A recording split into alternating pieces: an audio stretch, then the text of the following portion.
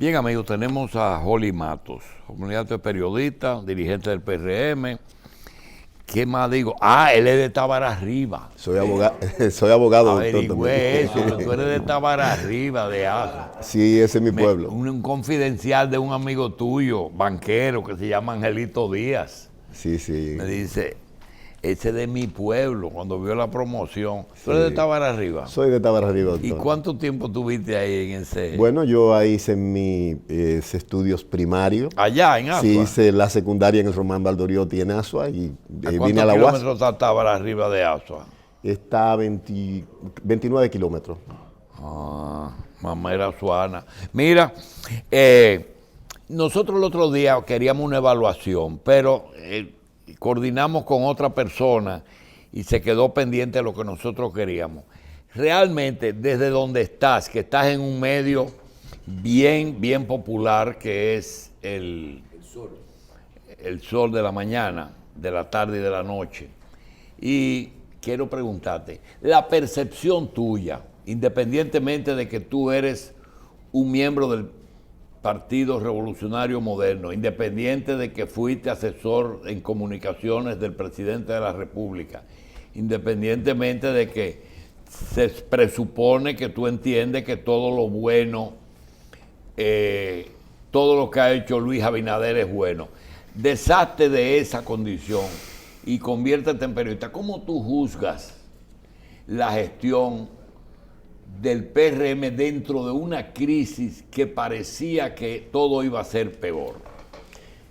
Doctor, el Partido Revolucionario Moderno gana las elecciones en una coyuntura que no tengo que explicar. Yo fui una alianza. Fundador del partido y lo fundamos a partir de una crisis, a partir de una realidad que yo inicio con Luis siendo el PRD. Inicio siendo responsable de la campaña en Santiago Rodríguez.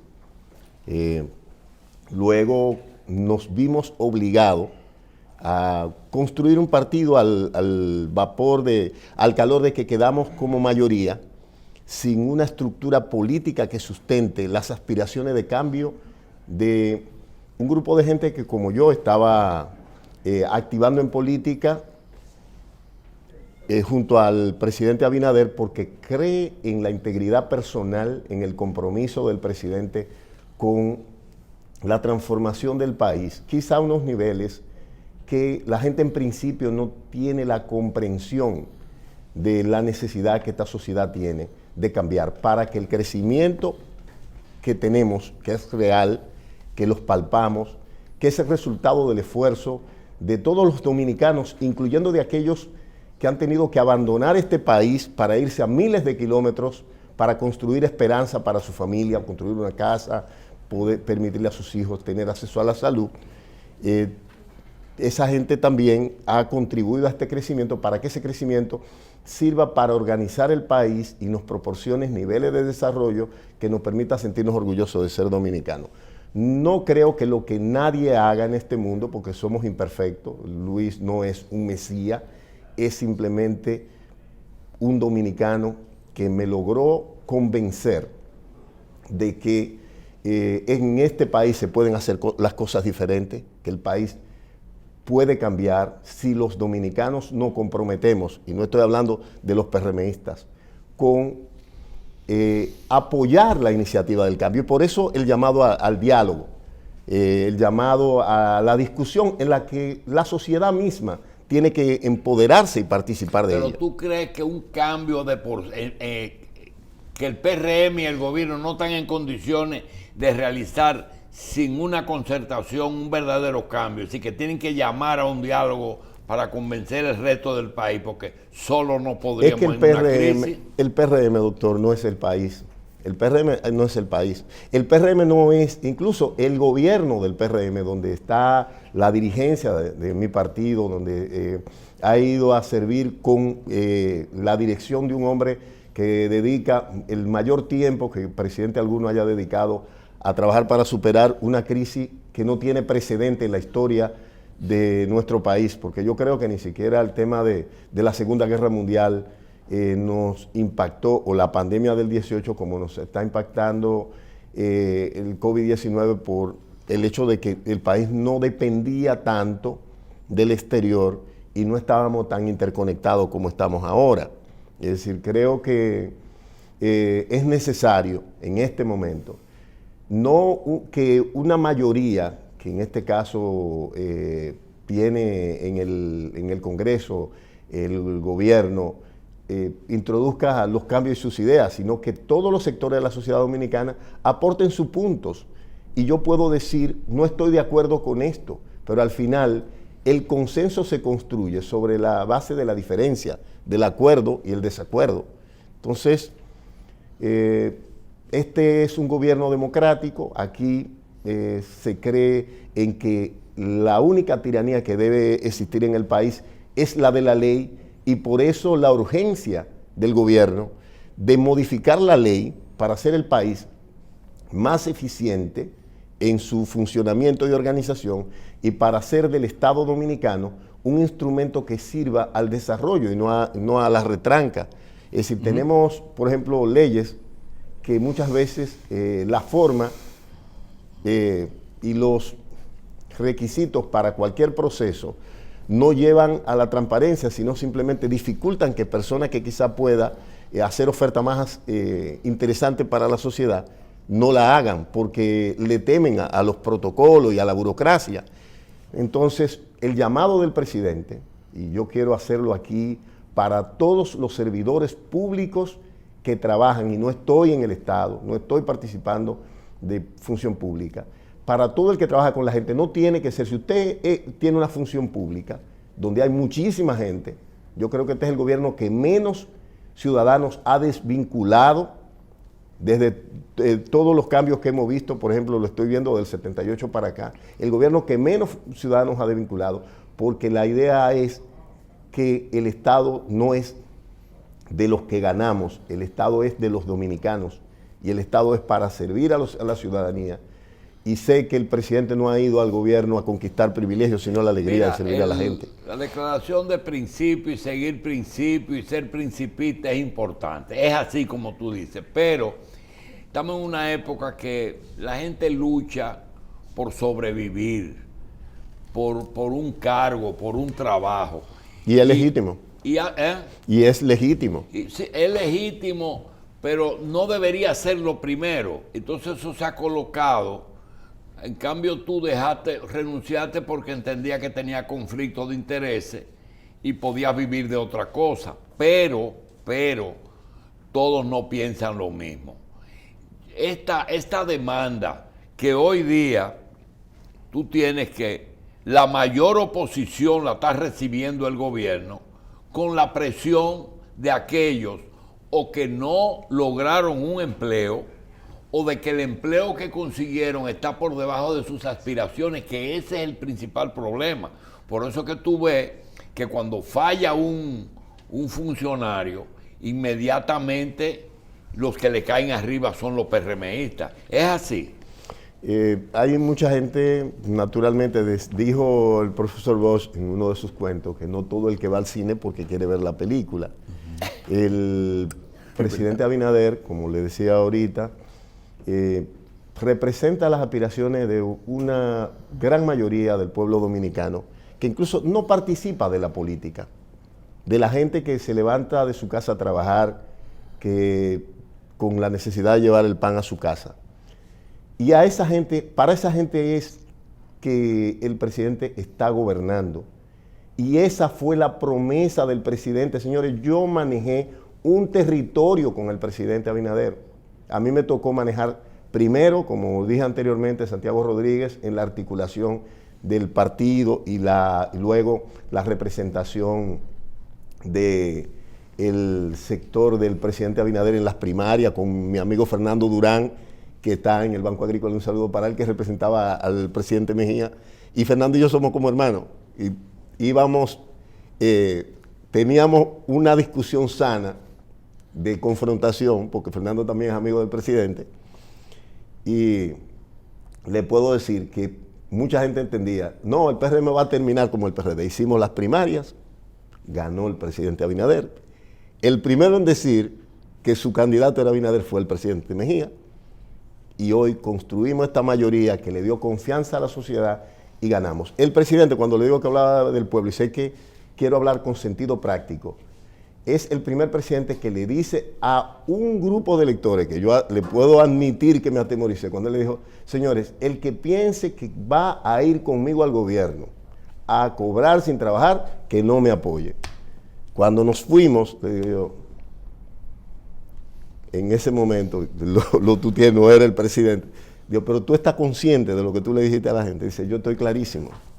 Sí, yo estoy clarísimo. Entonces te voy a decir algo que sé uno que hay se muchas enteró tensiones. con colaboradores. Gente que colaboraron y que fueron a ofrecer con condiciones. Él los rechazó, le dijo, no, si es con condiciones, no, porque yo no me puedo comprometer. Y negó algún tipo, ¿sabes? Que se hacen compromisos. Pero claro, claro. Mira, ahí sí. con lo de la lotería le pasó un chasco, Sí. pero no al presidente, sino al que pensaba en otra cosa. Definitivamente. ¿Verdad? El presidente no tiene otro compromiso que no sea con el pueblo dominicano. Y creo que es el deber de un presidente, porque mucha gente con las condiciones, las condiciones socioeconómicas, el posicionamiento que tenía el presidente, se hubiera dedicado a incrementar su patrimonio, a hacer contratos con los gobiernos que pasaron, a buscar privilegios particulares. Ahora, ¿está el gobierno perfecto en todo? Definitivamente no, doctor. Creo que nosotros hemos llegado al gobierno en una coyuntura sumamente difícil, en una coyuntura para la que ningún país estaba preparado, pero definitivamente llegamos con la determinación de salir adelante. Por ejemplo, el tema educativo que mencionaba Michelle, yo creo que es innegable que cuando usted mira al ministro de Educación, usted se da cuenta, yo que conozco a Roberto hace más de 30 años, que es una persona cuya única pasión ha sido la educación. Roberto no es un hombre de ambiciones personales, nadie puede hablar de que tiene interés de buscarse nada, otra cosa. Conoce el sector, ha tenido que enfrentar lo que dijo Michelle. ¿Cómo le llevamos la clase a los estudiantes?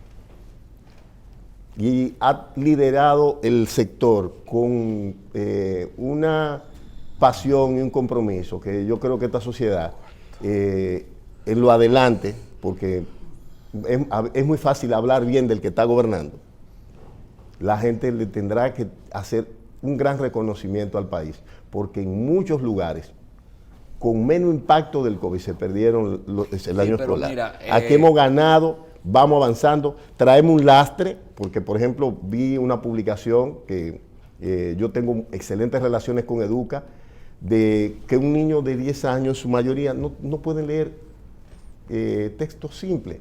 Eso significa de que olvidamos la calidad de la educación. Pero cuando a mí se me dice, y yo estoy comprometido con esto, que nosotros vamos a transformar el 20% inicialmente de nuestros liceos en politécnico, para que los jóvenes que salgan preparados en un oficio para poder vivir de él. Yo creo que eso es un aporte con el cual no solo gana el joven que se prepara, gana la sociedad. Entonces, la gente, a veces uno necesita un plomero, por ejemplo, y no lo encuentra.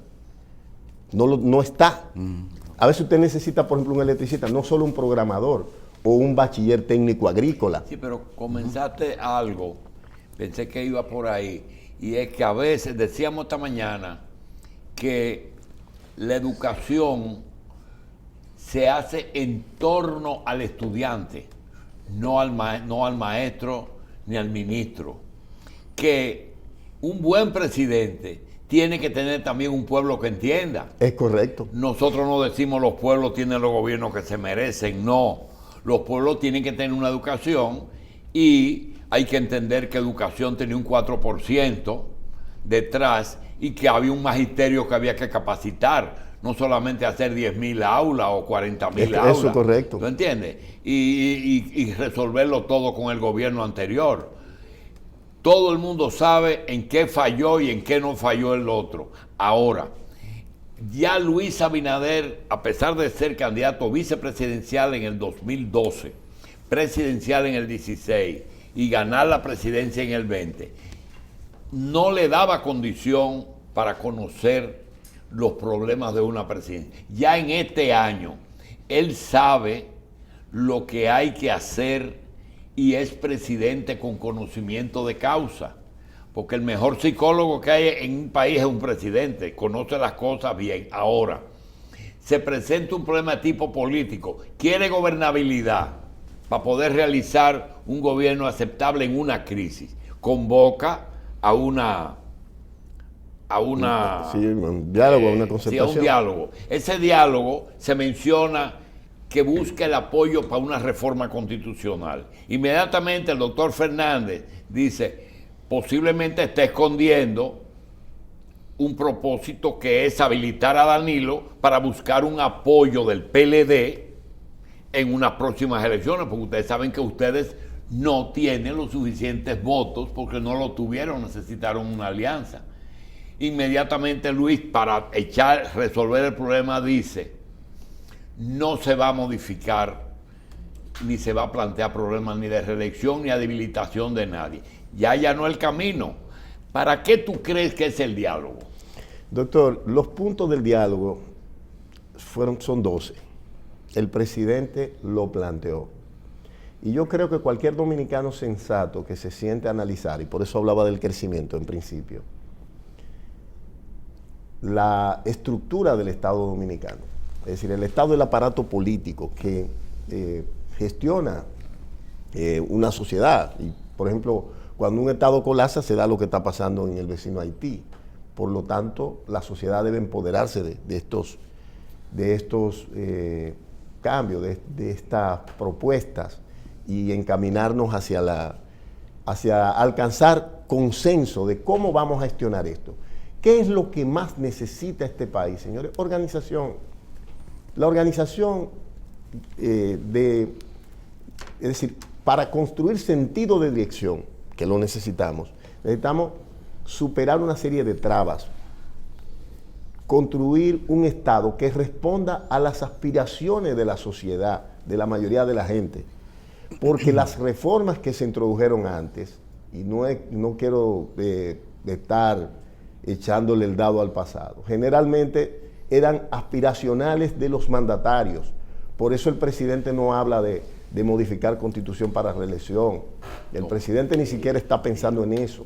El presidente está pensando en sacar al país de la crisis y dejarle a esta sociedad, a su retiro del ser el primer mandatario, un Estado que dé respuesta al ciudadano, al contribuyente, de acuerdo a sus necesidades. Es decir, si usted ve todos los puntos que están planteados ahí, son puntos, y lo invito a buscarlo, porque son 12, son bastantes, que todos necesitamos que se revisen, que se modifiquen y que se adecúen al aparato estatal para que pueda darle respuesta a los problemas de los ciudadanos en sentido general. Bien, finalmente, ¿tú crees que es temprano para iniciar un proceso de continuación del ejercicio presidencial de Luis Abinader? Claro que sí. Yo creo que el peor error que haríamos los dominicanos es adelantar la campaña. Y yo quiero llamar la atención. Pero los otros la adelantaron. Pero es un error y están violando la ley. Señores, la campaña aquí debe iniciar en el 2023. Gente que incluso está ejerciendo función pública, dígase o no, y saliendo a hacer campaña, porque hay gente que está haciendo función pública y saliendo a hacer campaña, está violando la ley. Debemos respetar la ley. Mucha gente, cuando se modificó la ley, nos pedía a nosotros, hagan esto, hagan aquello. El presidente no, todo lo tenemos que hacer de acorde con la norma, porque lo único que es justo y que debe ser aplicable a todos deben ser las leyes. Entonces, cuando usted ve gente promoviendo candidaturas, en un momento en el que lo que debemos estar todos es aguardando el distanciamiento para protegernos del COVID, que cuando nos juntemos sea por propósitos importantes para sacar resultados en beneficio de la gente, entonces usted ve que esa gente no respeta ni se respeta. Ok, termina con esto. ¿Tú crees que se le ha dado mucho a los aliados y poco al PRM? No, yo creo que el presidente primero ha puesto de los aliados gente muy comprometida con los cambios. Esa gente tiene un compromiso con el país. Hay que darle participación. El PRM necesita construir y fortalecer esas alianzas, porque Bien. para ganarlo necesitamos. Bien. Oli Matos, gracias por estar con nosotros. ¿Cómo es para Gracias, ganar? doctor. Para ganar. Necesitamos la A construcción los de una mismos. mayoría con los aliados. Sí, pero ya hay algunos que se han ido. Bueno, pero de todas maneras, doctor, seguiremos construyendo una mayoría de gente que quiera un cambio para este país. Gracias, Gracias. Oli. Gracias a usted.